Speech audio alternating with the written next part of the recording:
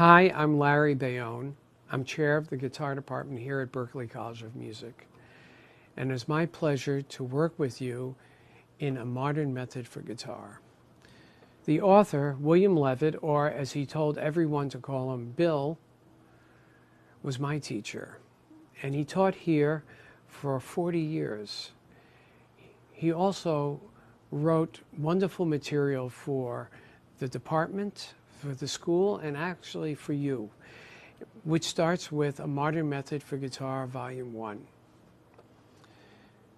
He influenced the teaching of guitar. He influenced the playing of guitar and the organization of studying the instrument. I've told you that Bill was my teacher, and we're in the room that he taught me. This was Bill's room that he taught. And I'm honored to be able to teach in this room, and I'm honored to be able to go through this book with you. In many ways, Bill will be your teacher also. In this book, there are so many things that will help you to play your guitar and get better. There are arpeggio studies, chord etudes, chord solos, chord forms that you will learn, picking etudes, speed studies, scales, reading studies, movable scale fingerings. All of these will help you to learn the instrument and to play music. After you're done with this book, and actually while you're playing this book, you will develop a sense of musicality, you will develop strength in your hands, you will develop a sense of time with the chords, a sense of melody, and you will just get better as a guitarist and as a musician. It's been wonderful just going through this book again and looking at the things that I still have to practice. That's another thing. In this book, you should be not stuck on one page. You should continue on. You should play something, let's say page 38. You have problems with 38. Do the best you can and move on to 39 and 40. Then go back and review 38. This book should be reviewed page by page, section by section, different areas at different times, so that you can master the guitar and enjoy playing the guitar. You should be playing everything very slowly. This will help you strengthen especially your left hand. You should be playing everything evenly and at a steady tempo. This will give you the sense of musicality. This will give you a sense of phrasing and also strength and timing. It's important that you play things slowly, and very important that you play things at an even tempo. I will play most of this book with a metronome with you. And I hope that you will also have a metronome and possibly play things slower than we're playing together, and hopefully faster than what we play together. All the duets you will be able to play with me either part, and they will be played with a metronome. So let's begin. So let's get started. Before we go into specifics about the book, let me tell you about how I teach and how I hold the guitar. The guitar should always be balanced, and you should never be holding the guitar with any of your hands. It should be balanced. My suggestion is always to use a strap, whether you're playing a hollow body guitar or solid body guitar. I have the strap so that it is situated that exactly how I would sit. Usually I would cross my leg, either this leg or this leg, and the guitar is always in the same position. One of the mistakes that my students make is that they play the guitar without a strap, sitting down, and then when they stand up, they play, and the guitar is down here. Well, there's a big difference between playing the scales with the guitar in this position and down here. So try to make the guitar always in the same position, whether you're standing up or sitting down.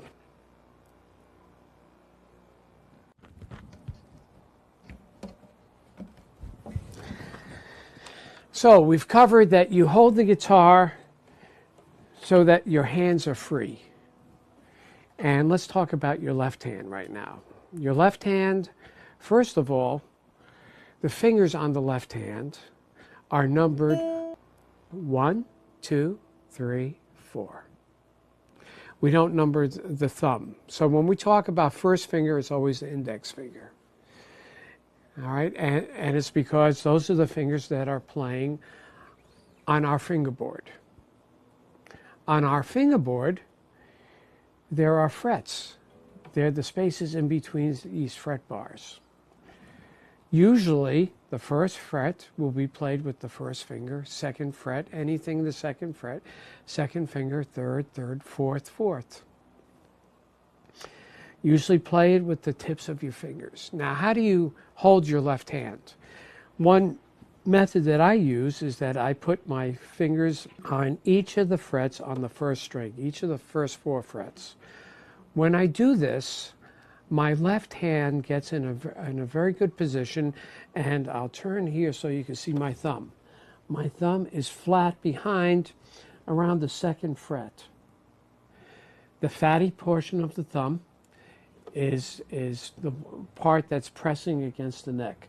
That way we don't hurt ourselves. If we're doing it with the tip of the thumb on the bone, that will start to hurt with all our practicing. So we keep the thumb flat. So if I have my thumb here, my finger situated, I could play many notes without moving the hand back and forth. The strings are numbered from the highest sound.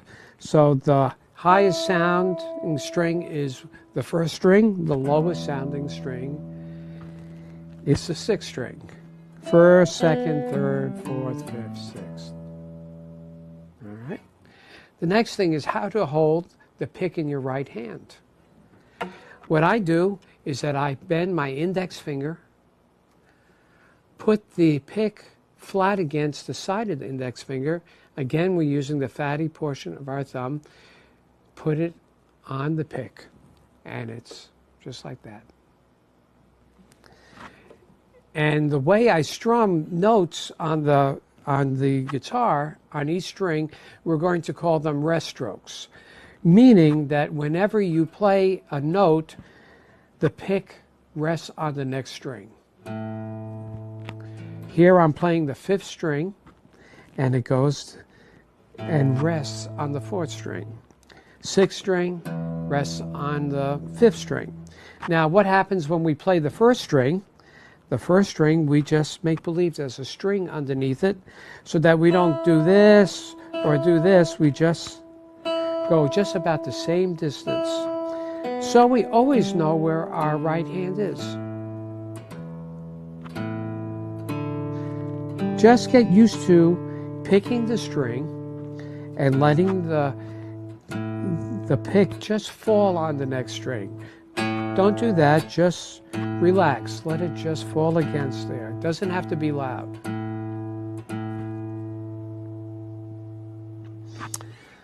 Okay, how to tune the guitar. My first suggestion is always carry a tuner with you. The tuner you'll always have the guitar in the right pitch. You'll always be able to play with other people, and you'll get used to the sounds of the notes and the pitches so that you could start to recognize notes. It's also excellent to have the tune always tuned to pitch for the neck. It keeps the pressure on the neck always the same, the way it should be, all right? And you'll be used to sounds. You'll be getting to know sounds. If you don't have a tuner, which if you came into my lesson without a tuner, I'd say go and get the tuner. But if you don't have a tuner right now, there is a method to tune the guitar without a tuner, and it's on page 3. And it says to tune the guitar using a piano what you do is tune the first string, again, the highest sounding string, to the first E above middle C. So let's say we tune this E to the first E above middle C on the piano. To tune the rest of the guitar, first of all, you go to the 5th fret of the 2nd string and tune this note to sound like the 1st string. Then you go to the 4th fret of the 3rd string and you tune that note to sound like the 2nd string. The rest are all 5th frets. We go to the 5th fret of the 4th string, tune it to the 3rd, 5th fret of 5th string, tune it to the 4th, 5th fret of 6th string. Tune it to the 5th. There we go. Okay.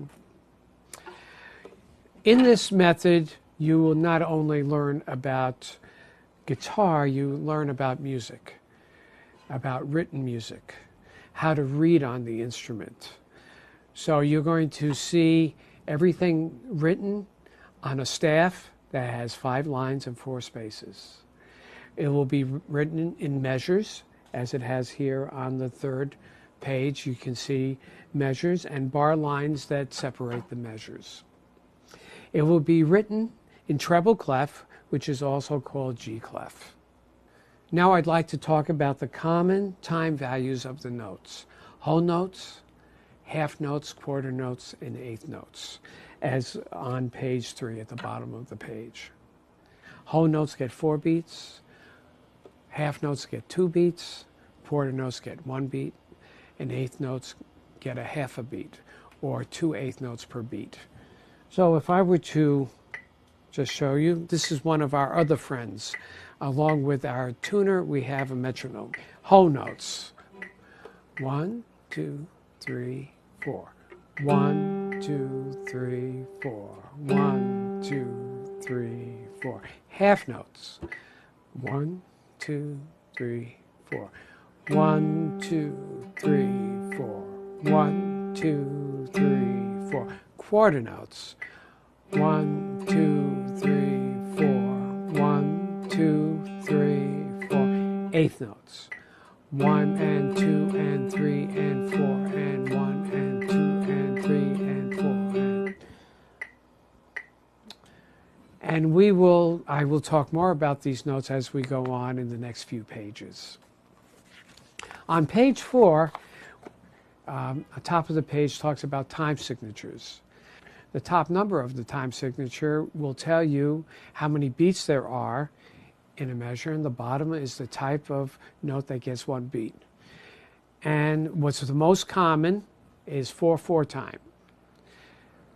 4 beats per measure, quarter note gets 1 beat. Actually, that's exactly what we did when we played these time value notes that we just had played. It is so common, 4/4, that we also have a sign instead of 4/4. We have a note sign C, meaning common time or 4/4 time. This book is in 2 sections, and the first section that we're going to work on, it concerns playing in the first position. What is a position on the guitar? A position is the area on which you play the notes with your left hand. And the number of the position is where your first finger normally plays everything. We're going to play everything in the first position, meaning that the first finger plays everything first fret, second finger, second fret, third, fourth, fourth. If we were to play something in the 5th position, it would be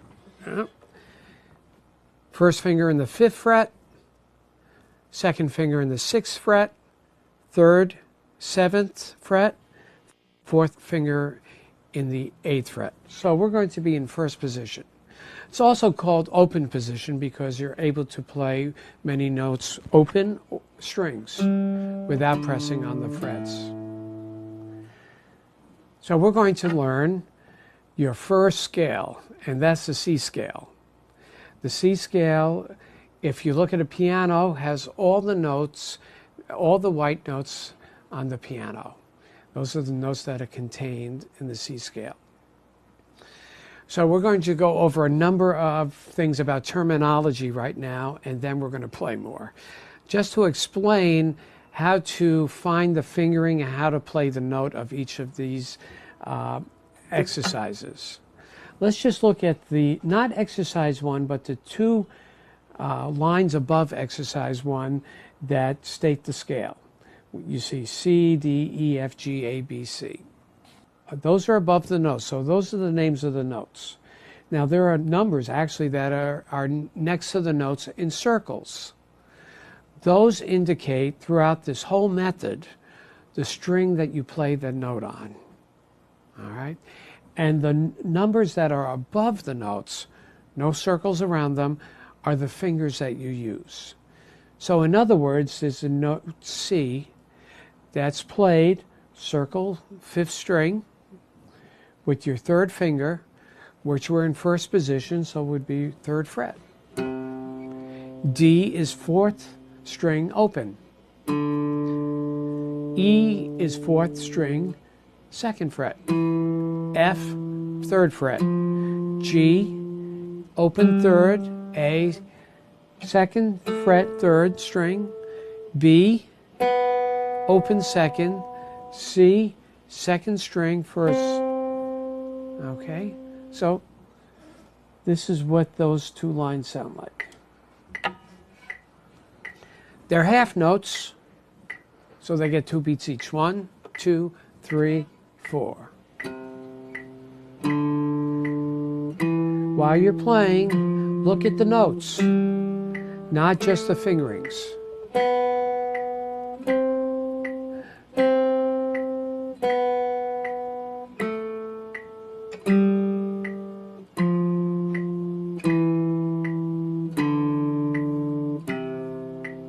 Okay, now here's something that I will mention throughout these lessons. The easiest way to play guitar is staccato. Staccato meaning the notes are short. It also takes the least amount of strength.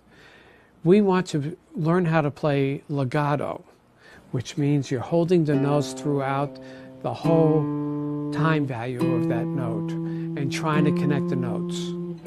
This is not only important musically, it is important physically. You will build strength with your left hand, and that's a very important hand to have strength in to play notes and chords by playing legato and practicing that way. So you may get tired of me saying it, but here's the first time. Let's play legato, okay? Exercise 1 uses all the notes from the C scale that we just played. Here it is. 1, 2, 3, 4.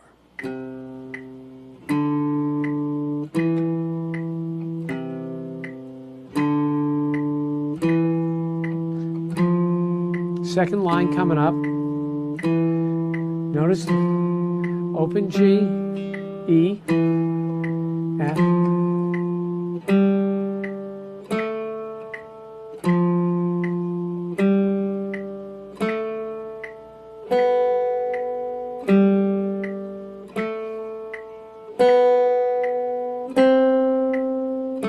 Let that pick fall to the next string.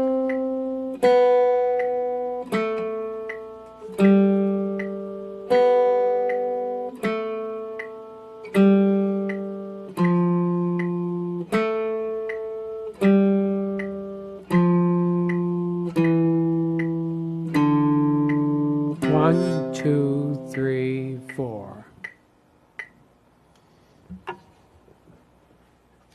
When you're looking at the music, get used to looking at the note, not just the fingering. That way you'll start to recognize the notes. If you have good hand position and your pick is always playing rest, you know where your fingers are on the left hand and you know where the pick is on the right hand.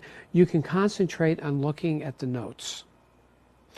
Also, when playing a piece of music that you're reading, it's always good as soon as you play that first note, you concentrate on looking at the second note and playing that in time.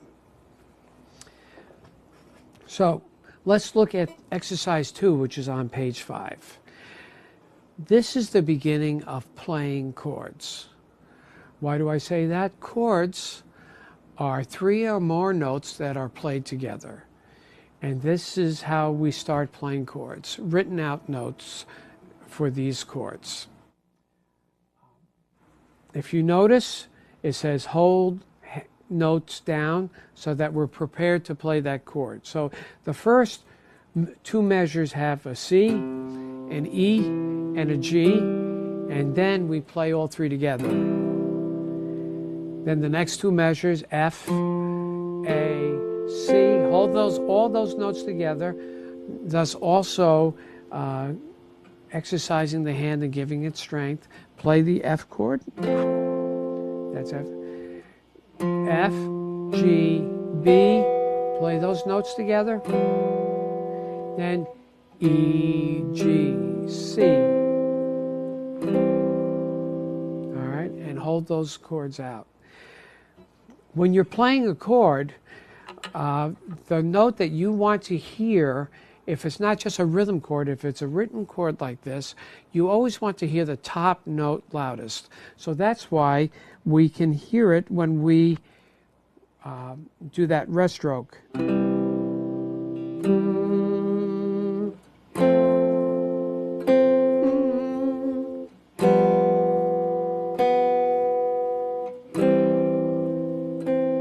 So now I will play exercise 2. 1, 2, 3, 4. Hold those notes down. Always look ahead.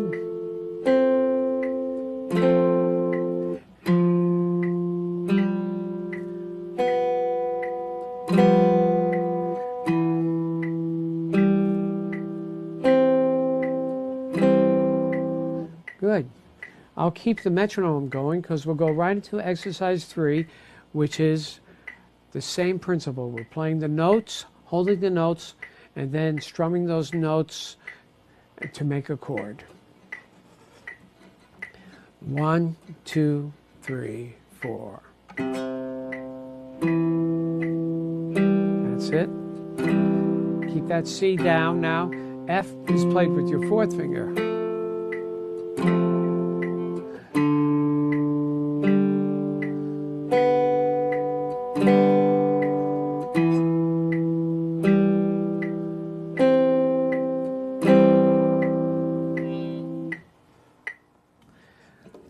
In the 1, 2, 3, 4, 4th measure of that exercise 3, there is a, actually it starts in the 3rd when we play C, F, A.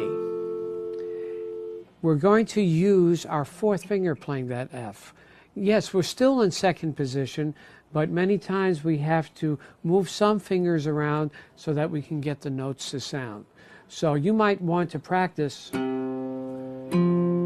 That's the hardest part of that exercise.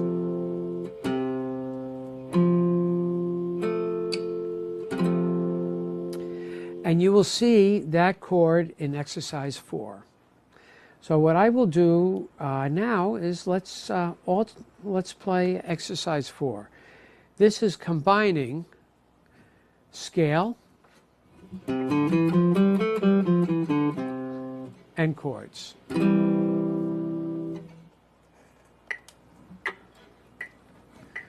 1, 2, 3, 4. 1, 2.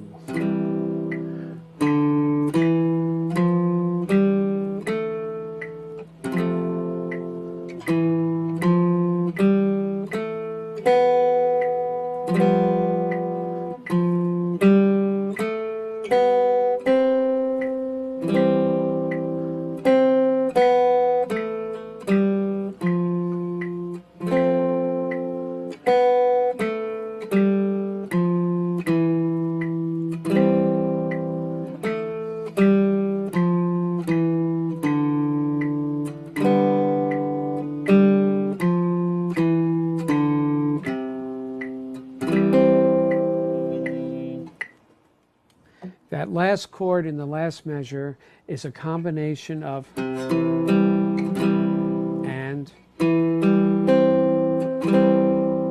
Okay, so I don't expect you to play this right away with me. What I expect you to do is see the way I play it, and then I want you to practice it. Practice each measure, trying to get those chords, play it slowly, and then try playing it with me. Look at it again, observe me playing it. Again, look at the music. The metronome is on 80 beats per minute. So, and then work it out so that you can play it with me. And now we're going to do our first duet, C to C. For all the duets, I will play each part for you, then I will teach each part to you, and then you'll have the opportunity to play each part with the corresponding part. So let's start with C to C. Part 1.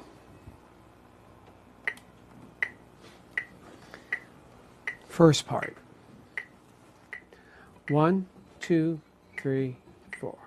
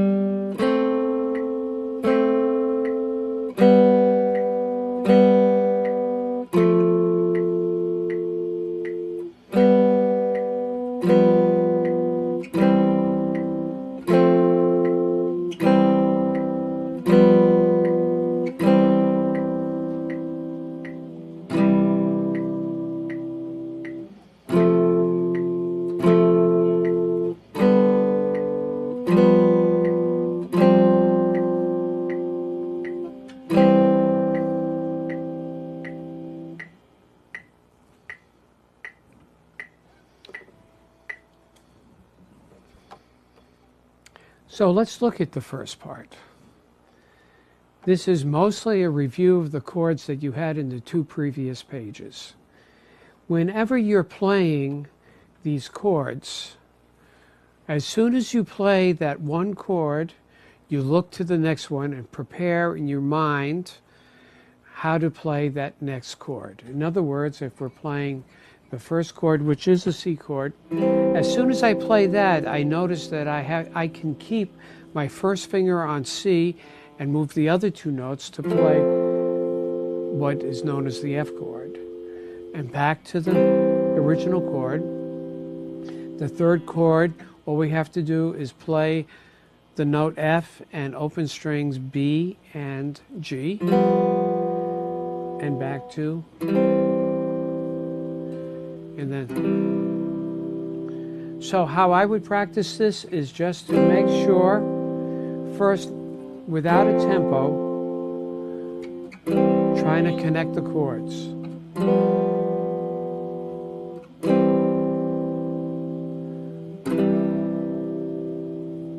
Now, one of the problems that people have when they're reading duets or music that goes to another line, they forget to look at the next line as quickly as possible so that they're prepared to play in tempo the first note or chord that comes on the first measure of the second line. So as I'm playing, I am looking and preparing for that next chord on the second line, which is actually the hardest chord that you have so far. So I'm playing this low C chord, so it's 1, 2, I'm looking at the next chord, and then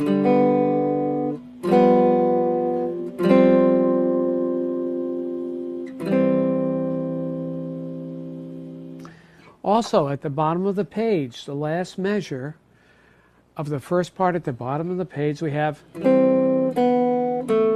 make sure there's no half note or whole note to go to the top of the next page, so make sure you know what's coming next. G, then F, then we're counting 2 beats. 2 beats. Get the notes. Look ahead after the G, then the 2 notes.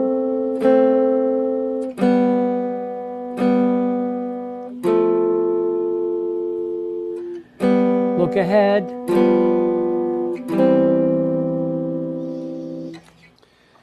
Hopefully you looked at the music while you were listening to me playing and also looking at me playing this. Whenever I look at a piece of music, I like to see the form of the music and see what's happening, if there's any repetition of phrases, and for me to hear it and for me to practice it. In this piece, if you notice, the first 8 measures are basically repeated again in the second 8 measures. Just one little difference in the last measure of the first page. And if we look at the last 8 measures, that's the same as the first 8 measures. We can call that Form A. And if we look at the first 8 measures on the second page, that is different than what we played in the previous measures. So let's call that B. So what actually comes out to in 8 measure phrases, A, B, A. So now I'd like you to practice that, and I'll play the second part for you when you're done practicing the first part. Here's part 2. 1, 2, 3, 4.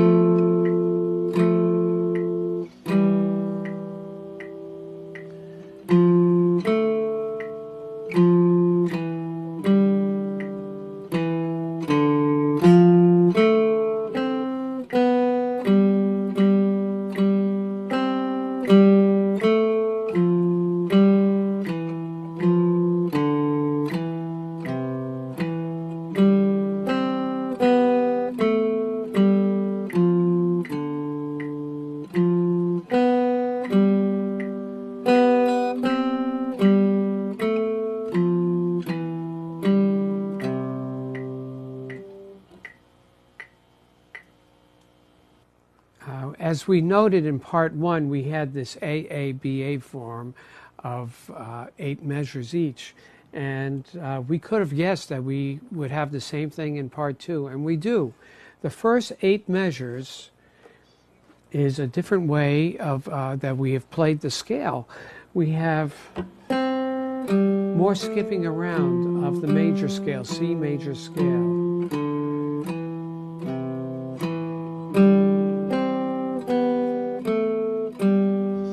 As I talked about looking ahead while you're playing the chords, It's a little harder to look ahead with quarter notes, but after a while with practice, you'll know what is to come ahead, and hopefully you will be practicing it as legato as possible. Not, we don't want that. We want legato. On the first measure of the second line, you have that rhythm of 1, 2, 3, 4, 1, 2, 3, 4, 1, and then all quarter notes. The way I count any type of rhythm, I don't say that the half note just gets 2 beats and I count 1, 2.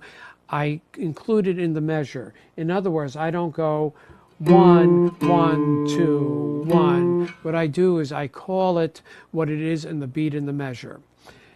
So correspondingly, I'm doing 1, the D gets beats 2 and 3, and I come in on 4 on the F. So it's 1, 2, 3, 4, 1, 2, 3, 4, 1.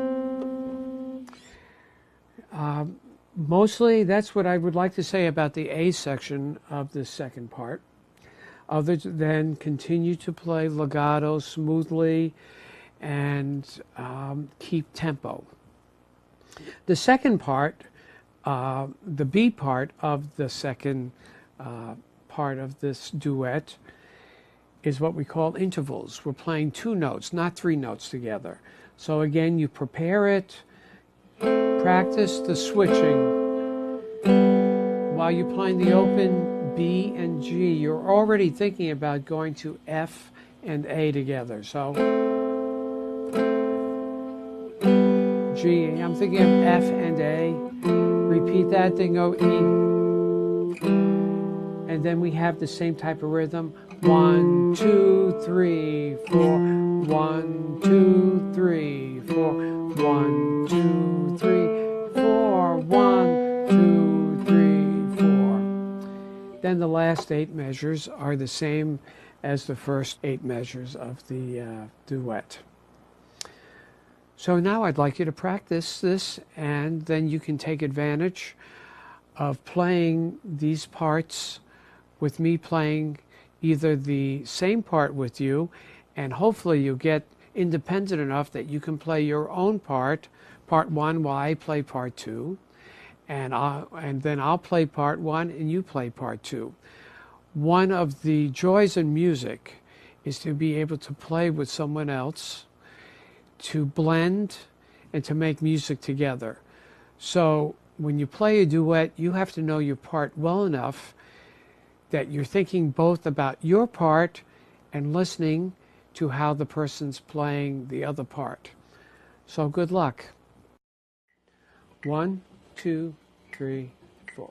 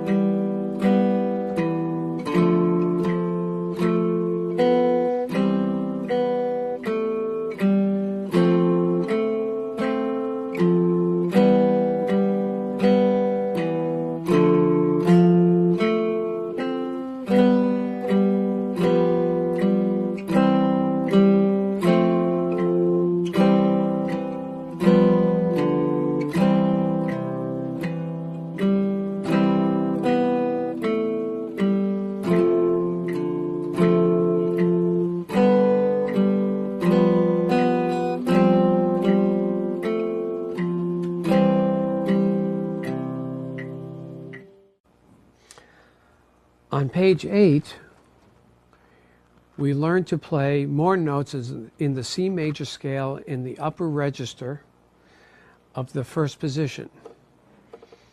So we already know the note C on the second string first finger. We're going to learn D with our third finger, meaning also third fret on the second string.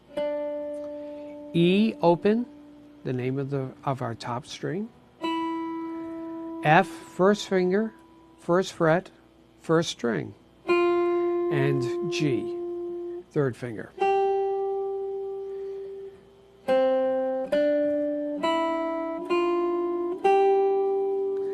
Now these notes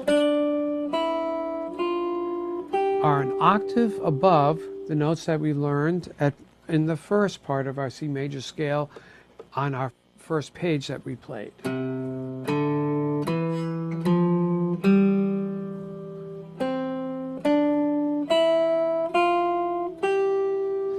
If you find that your hand is moving around too much when you're playing the note D or G, you can keep your first finger down, you play C, and then when you play D, just lightly keep your first finger down and play D.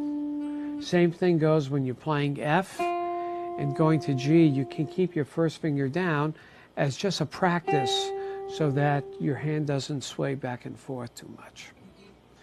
Exercise 5.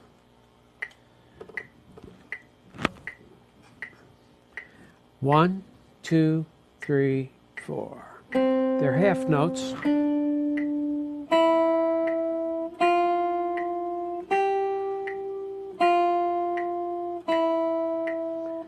Rest stroke.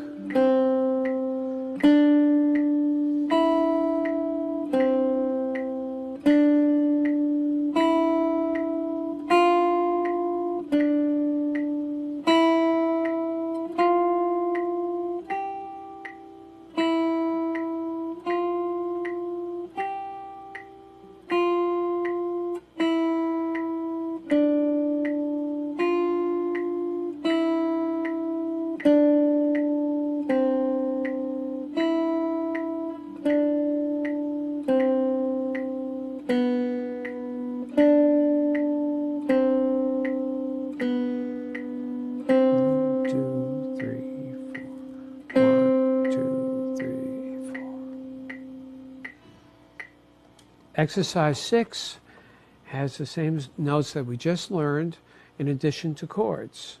The first chord that we have in exercise 6 is in the second measure, third beat, and we play it. The next chord that we play is in the last measure of the first line, and there you flatten 2 fingers on the first 2 strings in the first fret, and F, C, then add A. Third chord, second measure, second line.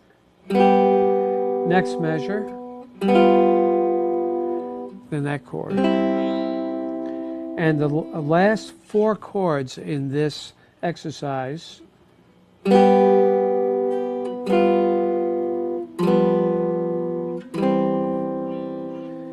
now, there's no way that you're going to play this in tempo unless you practice these chords, okay? And try and recognize them and visualize where your fingers go and practice that. Exercise 6. 1, 2, 3, 4.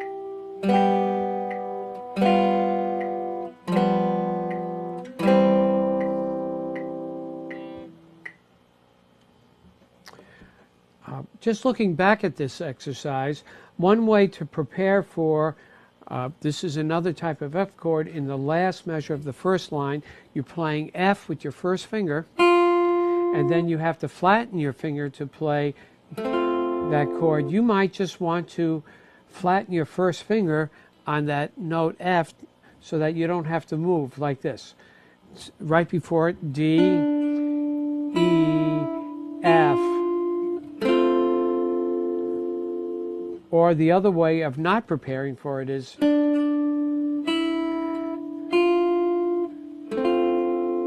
either way is fine. I think it's good to try both ways and see what works for you. Now we come to our chord review and note review. It's called Note and Chord Review on page 9, exercise 7. Exercise 7 has all the notes that you've learned in the C scale, including the notes that you just learned on the first and second string. It reviews some of the chords that we've had in the previous pages. So, here is exercise 7. 1, 2, 3, 4.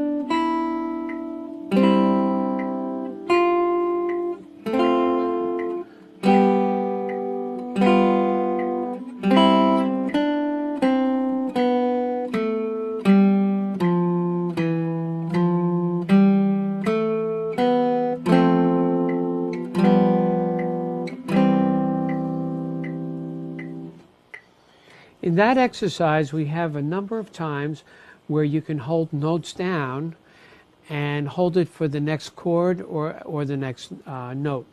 Let's look at measure 2 of the third line. You have the note C, then you have a C chord that has a C in it. So definitely keep that first finger down, chord. Next one is A, and then keep that down. The next chord is B, and we don't have to keep anything down. So look for those type of instances that you can take advantage of just keeping the fingers down. Exercise 8 is a review of just the chords that we have been performing in the past few pages. As you notice at the bottom of the page, it says regular review of all materials a must. If you're having problems with this page, it would be good to go back to the previous pages, practice the duet, practice the exercises that we have already gone over, and then you'll find that it'll help you playing this page. Exercise 8.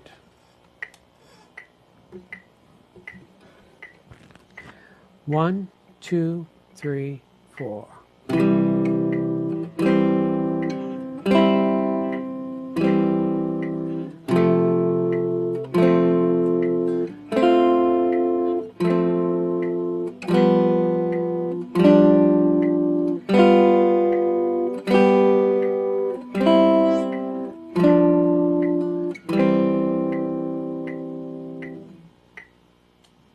You'll notice in the third measure of exercise 8, we have this, it's a part of an F chord. And then when we play the next chord, since we already have our fourth finger in F, we will play that F with our fourth finger. So it goes. Then when we go back to that same type of chord in the next measure, we use our third finger on F. It really is a rule that our fingerings are flexible, and what makes me decide what fingering I use for a chord or a scale or a note depends on what I'm coming from and what I'm going to. Page 10. 1, 2, 3, 4 duet. This again uses all the notes and all the chords that we have already gone over in the previous, let's say, 6 pages, 7 pages. Part 1.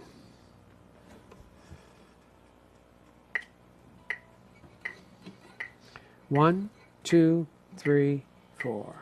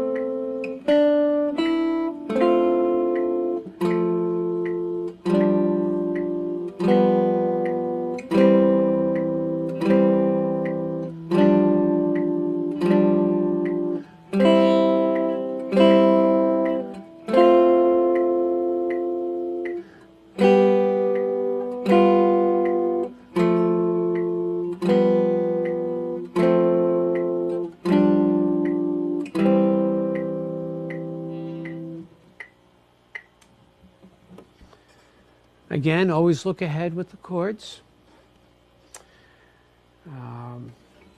The first chord that we play, the second chord is the same, repeats, and then we have to think about putting our fourth finger on D, our third finger on F, and keeping G open. Now here's a chord, C chord.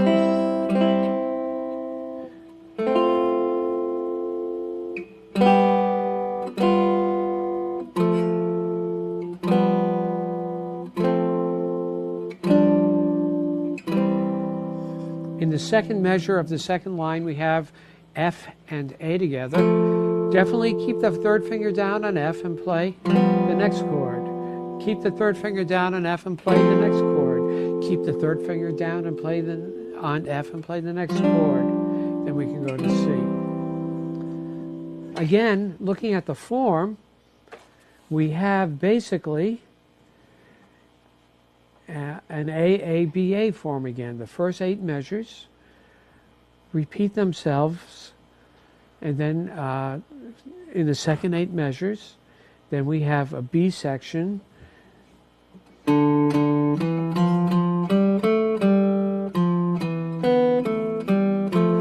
all that.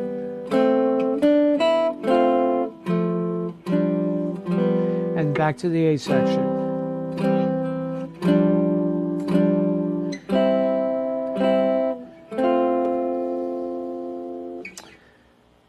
So I would like you to practice that part right now.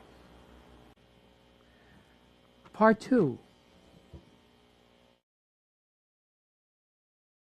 Bill always had great names for all his pieces. 1, 2, 3, 4 duet.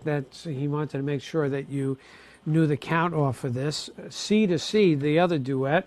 We were in the key of C the whole time with the range from C to C. So here we go with Part 2 of 1, 2, 3, 4. 1, 2, 3, 4.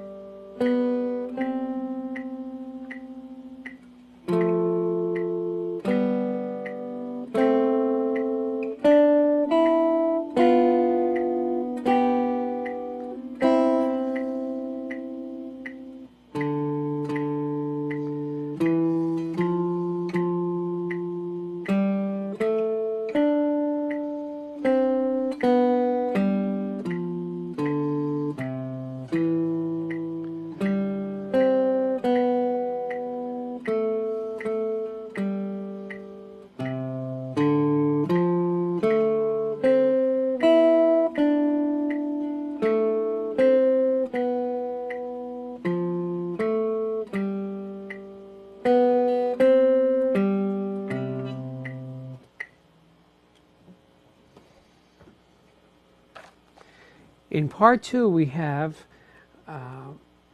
more leaps, more skips between notes. Not everything scale-wise, but melodic intervals, usually a third or a fourth. What they do really is outline a sound of a chord. So what I would do is look at the first 2 measures of the second part and notice that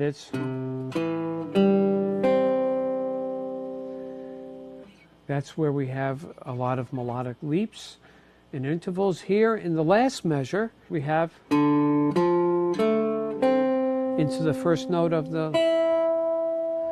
So I would make sure I can practice. I know those are coming up.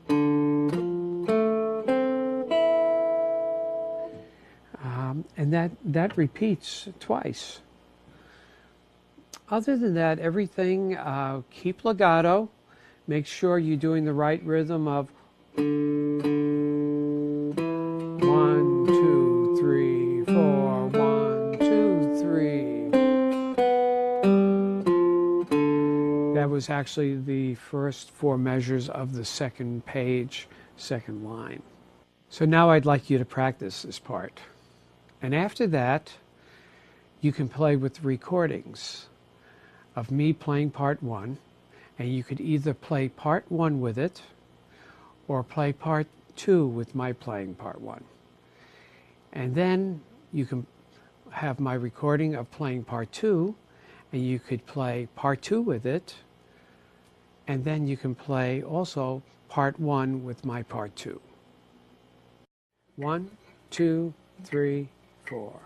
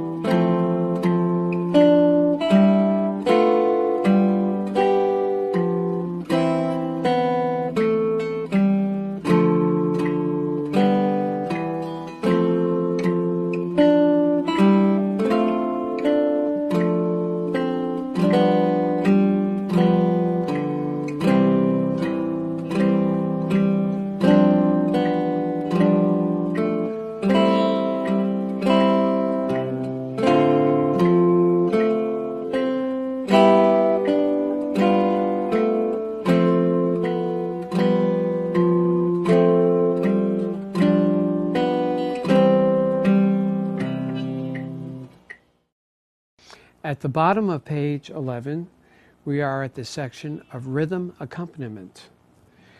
Rhythm accompaniment really means to play chords as a background and for keeping tempo behind the melody, a singer, a horn player, you singing, just playing chords.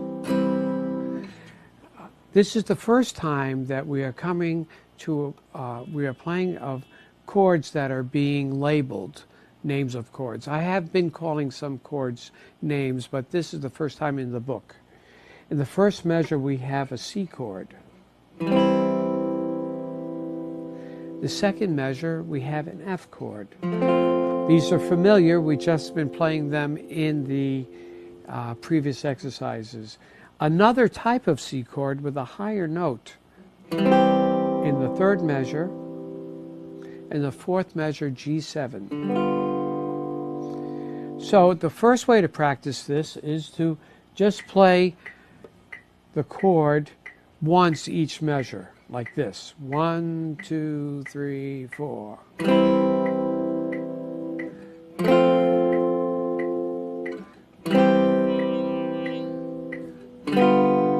back to the second line. C, F, G, G7.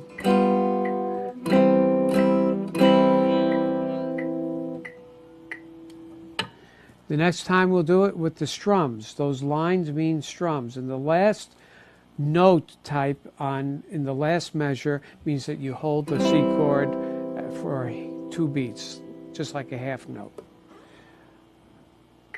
1, 2, 3, 4.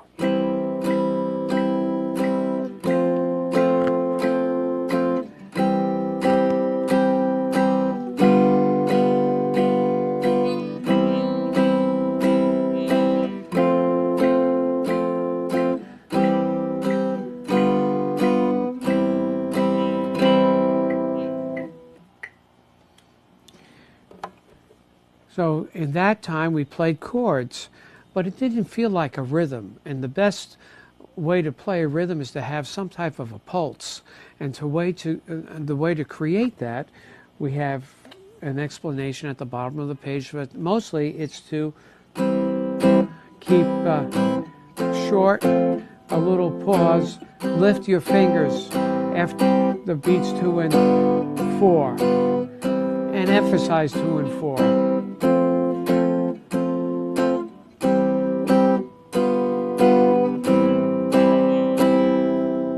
So I'll do that again. It's long. You could do long, short, long, short, long, short, long, short, long, short, long, short, long, short, long, short, long, short.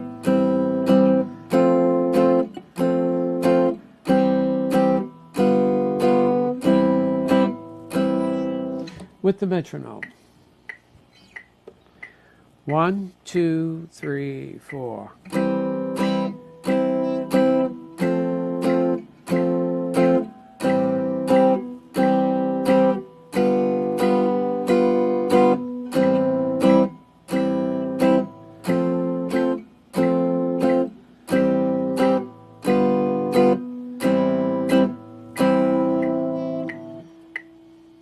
Now, if you notice, the G7, we don't have many notes to stop, to lift off. So what I do is to touch it with my left hand. Or you could do it with your right hand, as it says in the book. Either way, the main thing is to keep that pulse.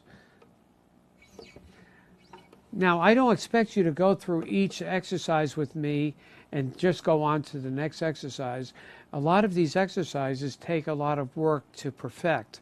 So now I would expect you to go to practice time and to work on these chords and perfect it so that you could do the pulse and also to smoothly pass from one chord to the next.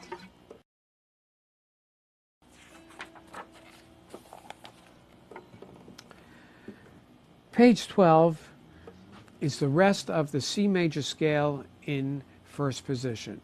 We already have the note C. So far we have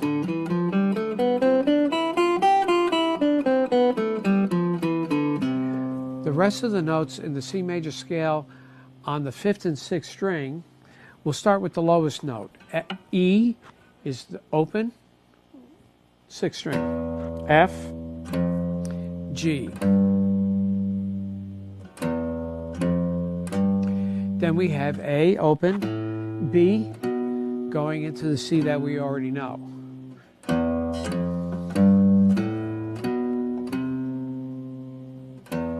E, F, G, A, B, C, which is an octave below F, G, A, B, C.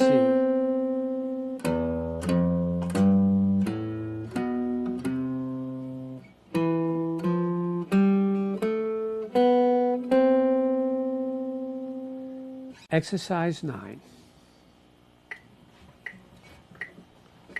1, 2, 3, 4.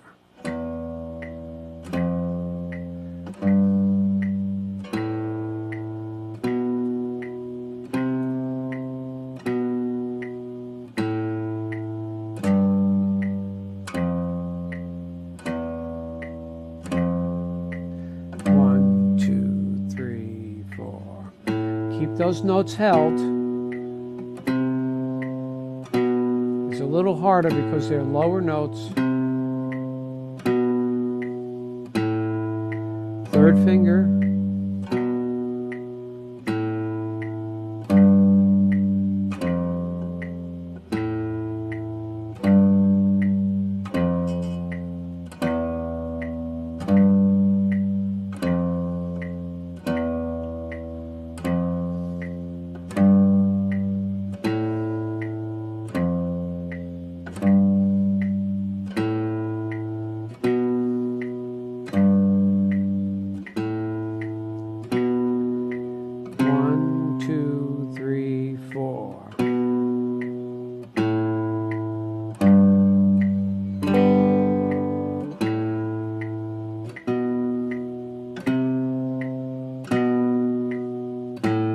Rest strokes.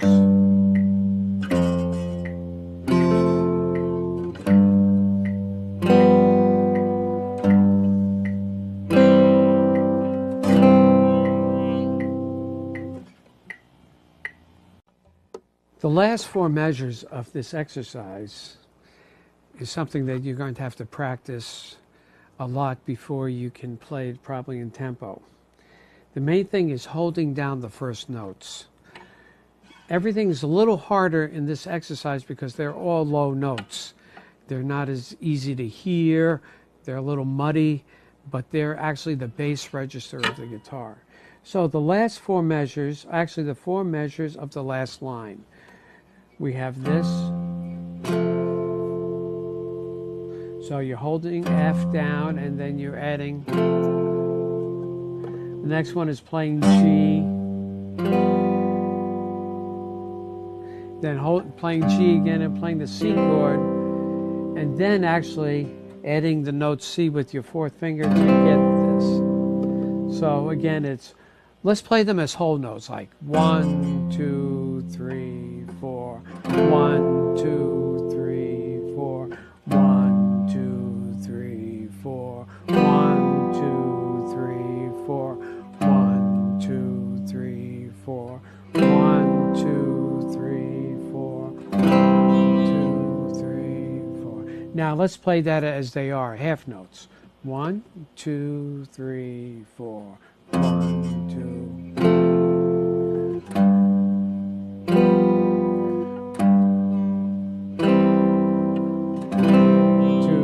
3, 4. Page 13 on exercise 10. Again, is a review, and if you have problems with this one, that means you need to really go back and study some more of the exercises before it. It's a review of the complete first position version of the C major scale. So we're actually going from low E to G, all notes in the C scale. It includes chords and melody. In every exercise, Bill always sneaks in something new and something very valuable. In the last measure of the next to the last line, you have a half note F with a A quarter note, a B quarter note, and a little C triad. This is how it's played. You play the F and the A together. The F still rings when you play the B because it should be held for 2 beats, and then you go to the C chord. In other words, like this. 1, 2, 3, 4. 1, 2, 3, 4. Ideally, you hear that F.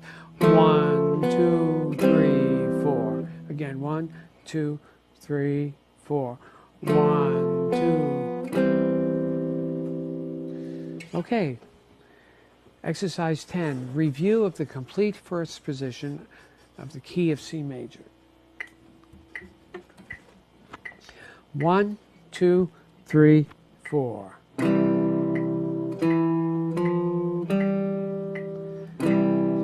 After a while, you're starting to recognize these chords and these notes.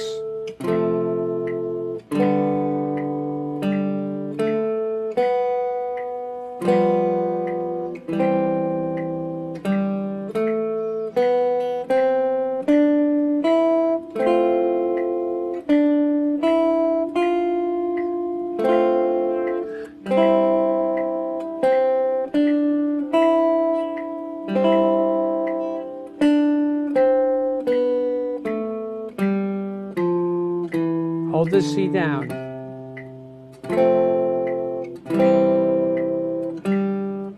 Hold the C down.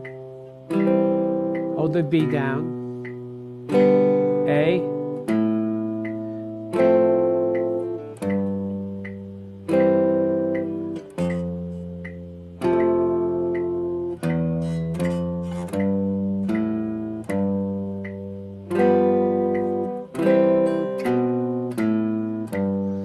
All the low notes, E, F, G, A, B, C, D, E, F.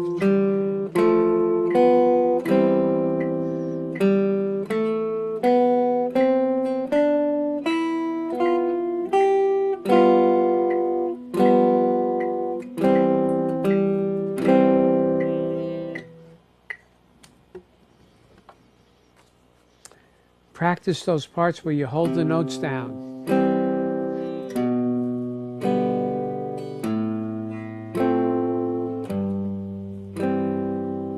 Okay. Page 14, Imitation Duet. Again, it's using all notes in the range of the first position of the C major scale or the key of C. Part 1. 1, 2, 3, 4.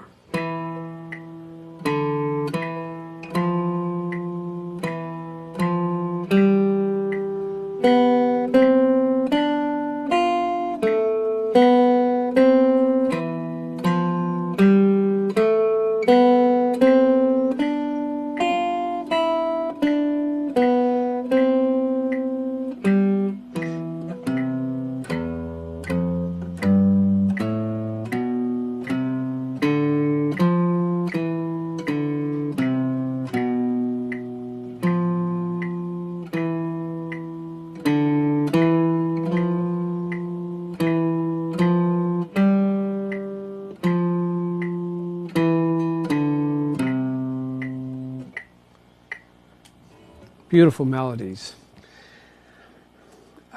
Mostly what you need to do with this is to practice and look at some of the sections of the range of the sections that you're playing. The first 8 measures, you're playing a range from this low E to F. So it's all the notes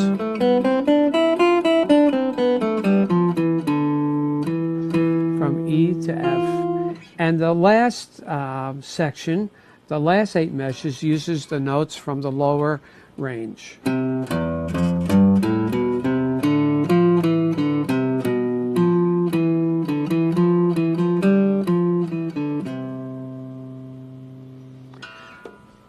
So you'll need to practice that. Part 2.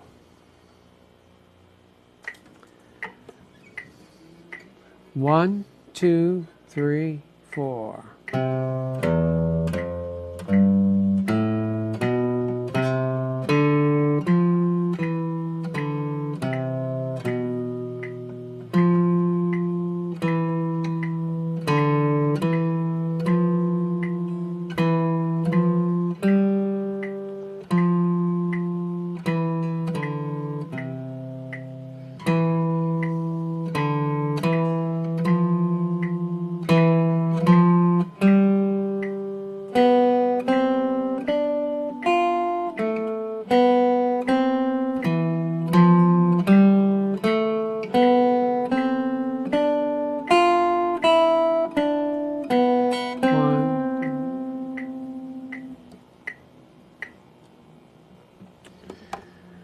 There isn't anything more to say about part 2 because part 2 is actually part 1 played in a different place. The A section, the first 8 measures of part 1 are the last 8 measures of part 2. And the first 8 measures of part 2 are the last 8 measures of part 1. So if you've practiced part 1 well, you don't need to practice part 2 as much. And now you're ready to play with me. 1, 2, 3, 4. 4.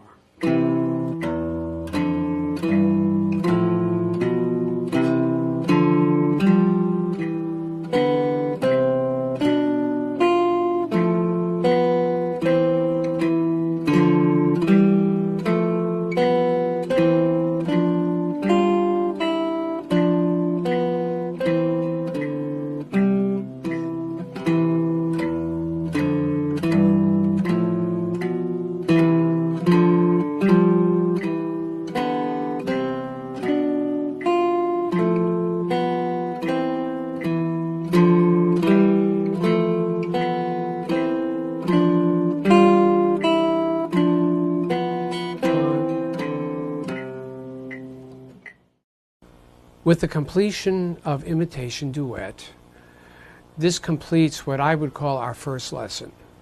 Our first lesson consists of the C major scale, first C to C, and then we played notes on the first 2 strings, which extended the C scale, and then we added the notes on the 5th and 6th strings. So we play the C scale in our first position,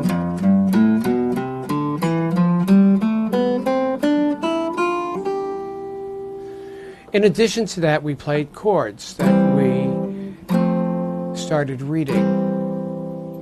So now I would like you to go back and review. If this chunk of material is too much, I would take it a few pages at a time and perfect it, or at least get it so that you can play it in tempo and then continue on.